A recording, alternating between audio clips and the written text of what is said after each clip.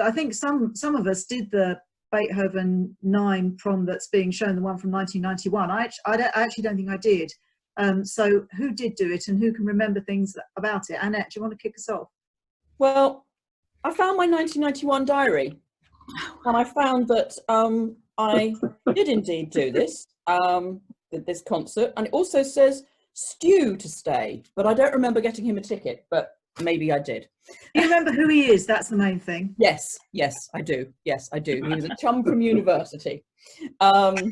So, in fact, this particular performance, this was with Tenstedt, Anthony Rolfe Johnson, John Tomlinson, Jane Eaglin, and Kathleen Kuhlman.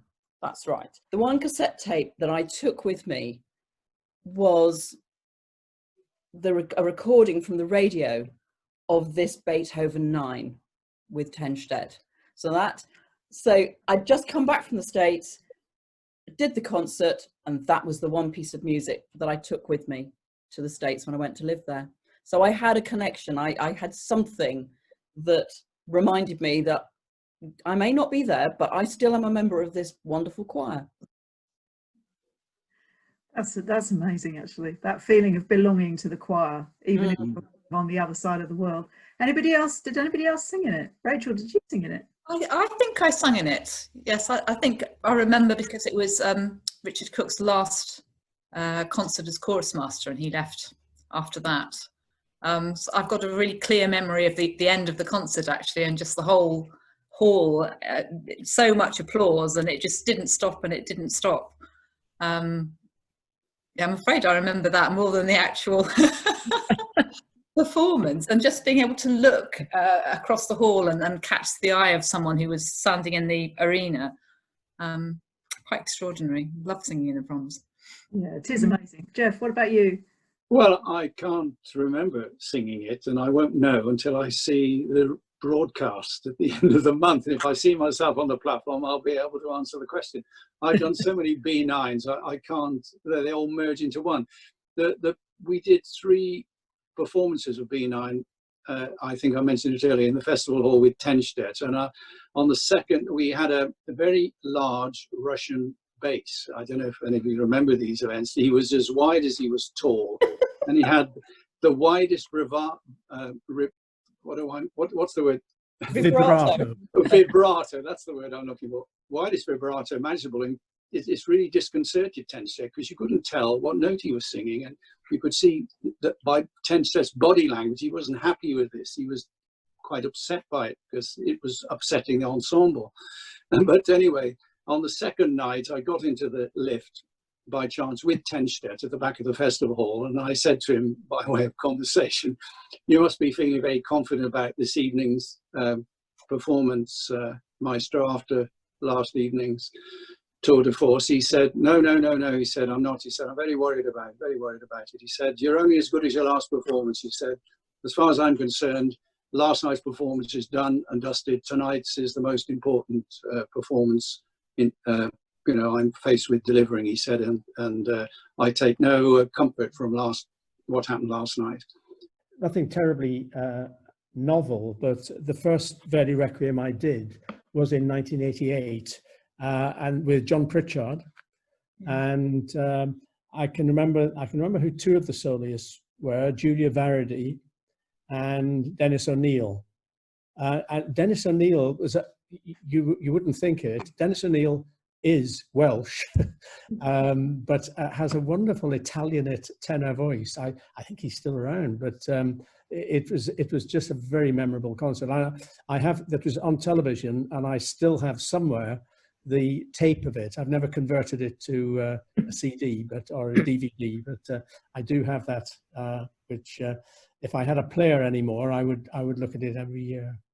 We also did a Verdi Requiem. I remember that one. I can't remember if that's the one that was in the middle of a thunderstorm. We also did a Verdi Requiem with Bishkov more recently. Oh, yes. And the thing I really remember from that is that absolute stillness before Joseph Calleja came in with the Hostias. It was just to hear the Albert Hall totally silent when it's absolutely packed is an extraordinary thing, isn't it? Carolyn, what about you and proms? Oh gosh, there've been so many, haven't there? But I do remember Elijah with Kurt Masur. We did that as a prom, I'm sure, and that I think is one and only time I've ever done that work, and that was amazing. Really, really enjoyed that. Annette? One of the proms that really stands out for me was a Belshazzar. It was the first night. It was unbelievably hot. My research tells me it was 1984 with John Pritchard. It started with Vaughan Williams' London Symphony. Then it went on to Elgar C Pictures with Janet Baker. I don't remember this. It's just shameful. I don't remember this. And then we did Belshazzar. And I was somehow I was on stage in the front row, and some semi-chorus stuff back then. And the lights, the TV lights, it was going out live. The TV lights were the hot type back then.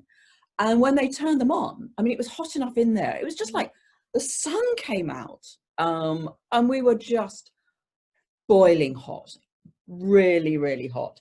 And my little notes, I've got on stage, front row, lights, heat, sweat. And I won't go into too many details, but it was pretty unpleasant.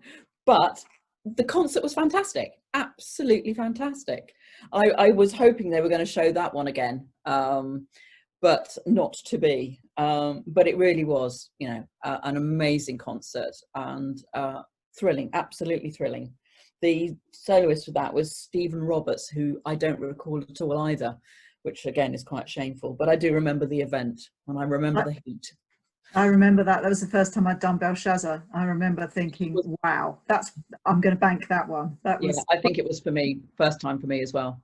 Rachel, what about you? Other proms? The one I remember is a first night. Now, was it 1992?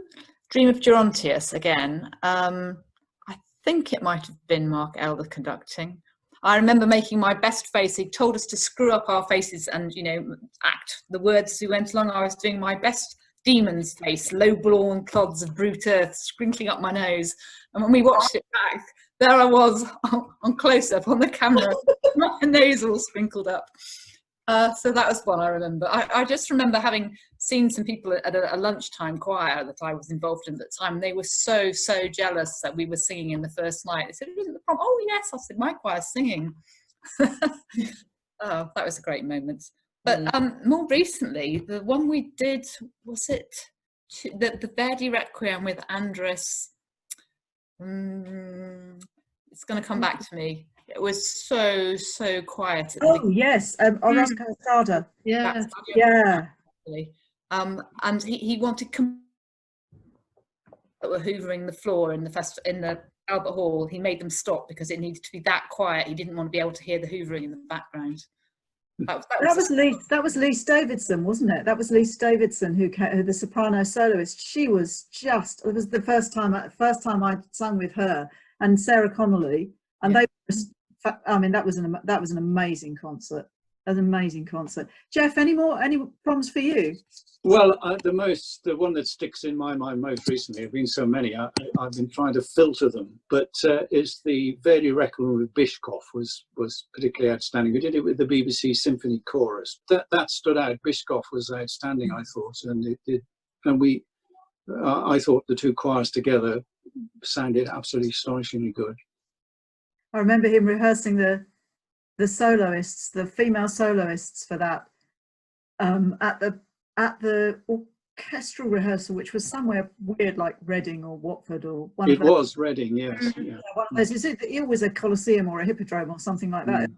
When it's a piece that size. And I remember him standing there with them and saying, "Now you have to be like sisters who love each other." And that was the instruction to get them to be totally, kind of exactly on the beat and exactly in tune. I think I can't let the proms conversation go without a special mention for the Doctor Who 50th prom. That was just a totally other experience. That was like rock and roll. It really was. I will never coming out of the stage door after that one, feeling, you know, because it's always, like Annette said, it's always hot, and you know, you're kind of slightly, you've had a fab time, but then you're ready to either go and have a glass of something or to get home. And I remember coming out of the stage door and just thinking, wow, how am I going to get all these people that have rocked up to get Matt Smith's autograph? It was just an extraordinary thing. And because it was a 50th, I think it was a really, for all the kind of Doctor Who fans, it was a really special occasion. I did enjoy that. We did two, didn't we? We did. There was a previous Doctor Who prom where with the David Tennant, Rose Tyler Doctor Who combination. I think that was the first one we did, when Russell T Davies was still the writer, because I remember coming out and there he was, and surrounded by people trying to get his autograph. But the moment I remember from that actually was Catherine, her name's gone again, who was the assistant at the time, Catherine Tate.